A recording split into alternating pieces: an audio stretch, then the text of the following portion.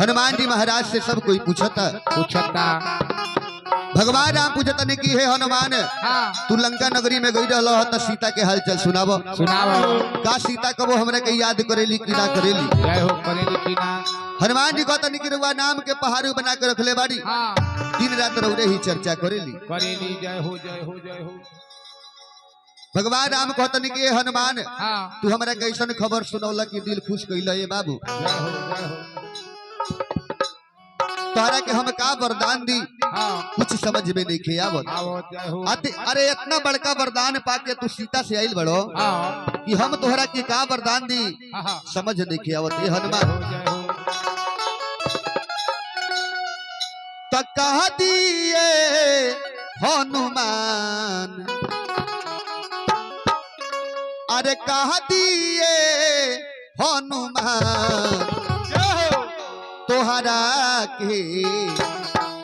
का दिए हनुमान तोहरा के का दिए हनुमान तोहरा के का दिए हनुमान तोहरा के का दिए हनुमान अरे कह दिए हनुमान हनुमान तोहरा के का दिए हनुमान तोहरा के का दिए हनुमान तोहरा के का दिए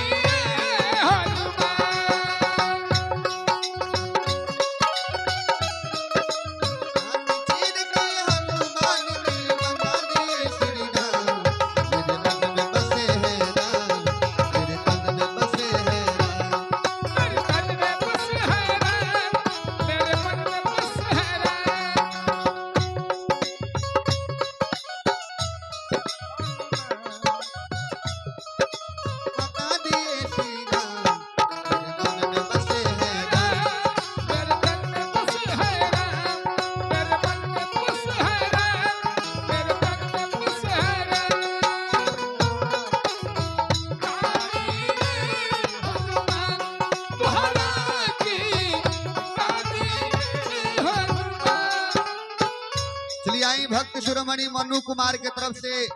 21 रुपए के दान हनुमान जी के दरबार में पहुंचल। हनुमान जी से विनती रही प्रार्थना रही कि बबुआ के हर मनोकामना पूरा करत रही। भगवान राम कहते कि हनुमान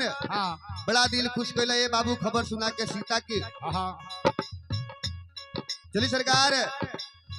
रिया महाकाल झांकी मसवास से चल के अजय यादव जी के मंडली रुआ लोग के नगर में रुआ लोग उनके गांव में पहुंच गए बा झांकी मंडली रिया महाकाल झांकी तरुआ लोग ज्यादा से ज्यादा संख्या में हर माता बहन हर भक्त से अनुरोध बा प्रार्थना बा कि रुआ लोग ज्यादा से ज्यादा संख्या में पहुंच के ये झांकी मंडली के आनंद लहल जाओ। एक से एक सीन दिखाओ जाए रुआ लोग के, एक से एक दर्दनाक सीन, एक से एक हंसी के खजाना कॉमेडी सब कुछ रुआ लोग के दिखावल जाए। बस रुआ लोग जितना जल्दी हो सके झांकी मंडली का आनंद लहल जाओ। भगवान राम कहते हनुमान जी से कि हनुमान आरे साथी समुद्र के पारी में गईला मुनरी लेहला पहचान हनुमान हो मुनरी लेहला पहचान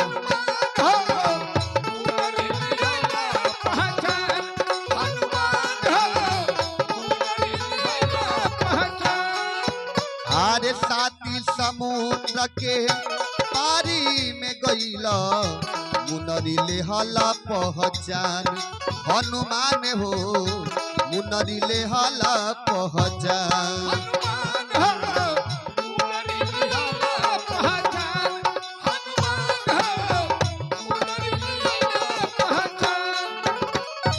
जाई अमर पवलसिया से जाई अमर पवलसिया से हो गईला भरती समान तोहरा के का दिए हनुमान तोहरा के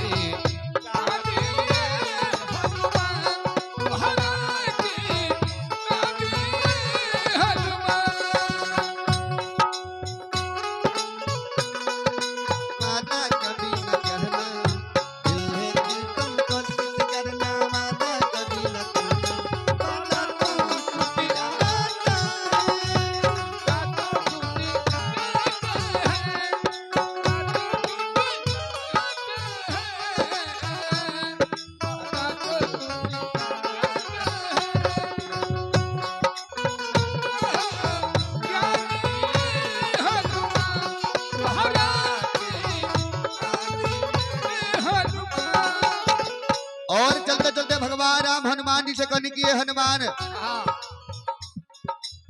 तो लंका जारी असुर के मरल करी हम के ताना बखान हनुमान तोहर करी हम के ताना बखान करी हम के ताना बखान हनुमान तोहर करी हम के ताना बखान अरे लंका जारी असुर के मरल जय हो करी हम के ताना बखान हनुमान तोहर करी हम के ताना बखान हनुमान तोहर करी हम के ताना बखान हनुमान तोहर करी हम के ताना बखान अक्षया के मारी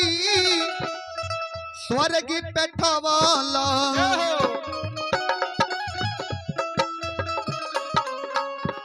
चलिए आई भक्त शिरोमणि अनिल साउनुल वाला सैलून वाला अनिल अनिल कुमार सैलून अमीर चलिए अमीर कुमार सैलून वाला चलिए वहां के तरफ से 21 रुपए के दान परमात्मा के दरबार में जय पहुंचा हो जय हो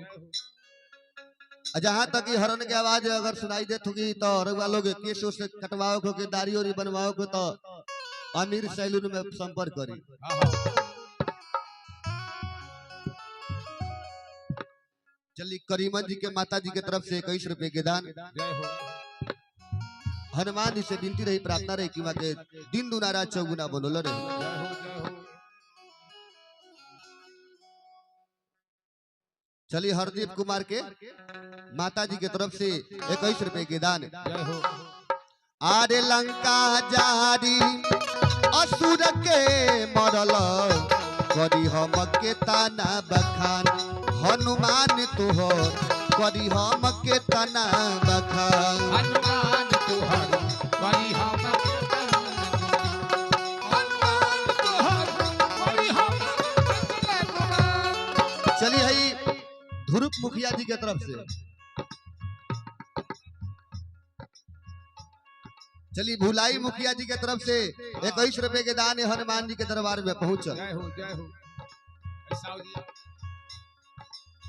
तो अक्षया कमारी स्वर्ग पे ठवल स्वर्ग के मारी स्वर्ग पे ठवल